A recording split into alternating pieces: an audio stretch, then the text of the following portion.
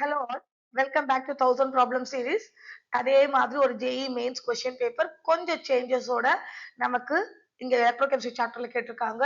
So இந்த question 8th April 2019 shift 2ல கேட்ட JEE mains question. So இதுல என்ன கேட்டிருக்காங்கன்னு பாருங்க. Calculate the standard cell potential of the cell in which the following reaction takes place. ரொம்ப simple. E0 செல் கண்டுபிடிங்கன்னு சொல்லி கேட்டிருக்காங்க. அதுக்கு ரொம்ப சுலபமா நமக்கு ஃபார்முலா தெரியும். E0 of cathode minus E0 of anode. ஆனா இங்க ரொம்ப பெரிய ட்விஸ்ட் என்ன கொடுத்திருக்காங்கன்னா, இங்க கேத்தோடு யாரு ஆனோடு யாருன்னு ஈஸியா தெரிஞ்சிடும். பட் டைரக்டா கேத்தோடோட பொட்டன்ஷியல் கிடைச்சிருக்கு, பட் ஆனோடோட பொட்டன்ஷியல் கொடுக்கல. அப்ப இங்க ஈக்குவேஷன்ல என்ன கொடுத்திருக்காங்க, Fe2 plus is converted to Fe3 plus. இது உங்களுடைய ஆனோடிக் ரியாக்ஷன். அப்ப கேத்தோட்ல E0 of Ag plus bar Ag minus E0 of Fe3 plus bar Fe2 plus. So the standard electrode potential for silver converting Ag plus to Ag and the standard electrode potential for iron 3 plus to iron 2 plus உள்ள போட்டோம்னா ஈஸியா தெரிஞ்சிடும். ஆனா given dataல பாருங்க silver plus பார் silver கொடுத்திருக்காங்க, but Fe3 plus bar Fe2 plus கொடுக்கல. அதுக்கு பதிலா நமக்கு என்ன கொடுத்திருக்காங்க, Fe2 plus bar Fe உடைய value y and Fe3 plus bar Fe ஓட வேல்யூ z. இது ரெண்டுக்கும் நடுவுல இந்த கன்வர்ஷன் நமக்கு வேணும். So when you have two different oxidation stateல potentials கொடுத்திருந்தாங்கன்னா டைரக்டா எலக்ட்ரோட் பொட்டன்ஷியலை நீங்க எடுத்துக்க கூடாது. you have to use Gibbs free energy அப்படின்னு சொல்லியிருக்கோம். So இந்த ஈக்குவேஷன் நான் எப்படி எழுதுறேன் அப்படின்னா, Fe3 plus is converted to Fe2 plus which is converted to Fe. இதுதான் ஸ்டேட். சோ இங்க கொடுத்திருக்கிற potential Fe2 plus Fe மாறதுக்கு y ன்னு கொடுத்துட்டாங்க, Fe3 plus Fe மாறதுக்கு z ன்னு கொடுத்திருக்காங்க. நமக்கு தேவை யாருன்னு பாத்தீங்கன்னா இவங்க தான். அப்ப இவங்களை கண்டுபிடிச்சு நம்மளுடைய ஜெனரல் ஈக்குவேஷன்ல சப்ஸ்டிட்யூட் பண்ணிட்டோம்னா நமக்கு தெரிஞ்சிடும்.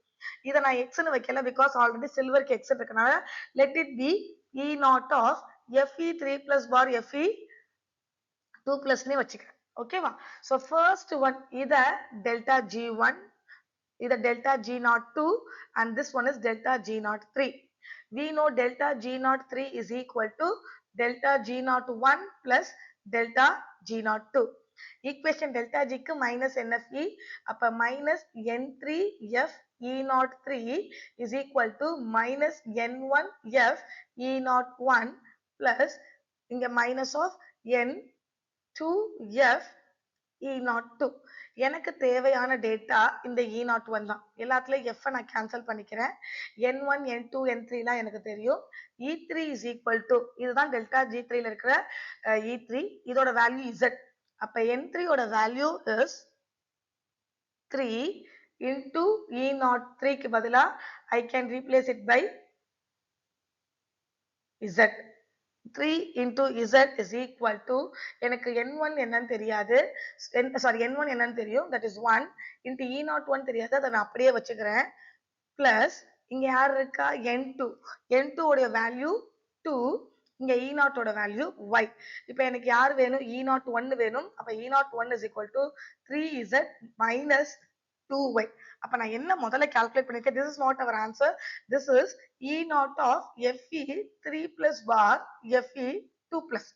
இப்ப என்னோட given equationல E0 of cell is equal to E0 of cathode minus E0 of anode.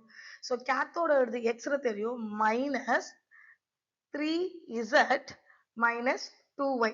அப்ப உள்ள மைனஸ் மல்டிப்ளை பண்ணா x minus 3Z plus 2y, that is the standard cell potential. So இங்க உங்களுக்கு மைண்ட்ல இருக்க வேண்டிய முக்கியமான விஷயம் என்ன, when two different potential இருந்து உங்களுக்கு third potential கண்டுபிடிக்கிற மாதிரி வந்தா you have to go for Gibbs free energy. So இந்த ப்ராப்ளம் எப்படி போடுறதுன்னு புரிஞ்சிருக்கும்னு நினைக்கிறேன். Thank you all.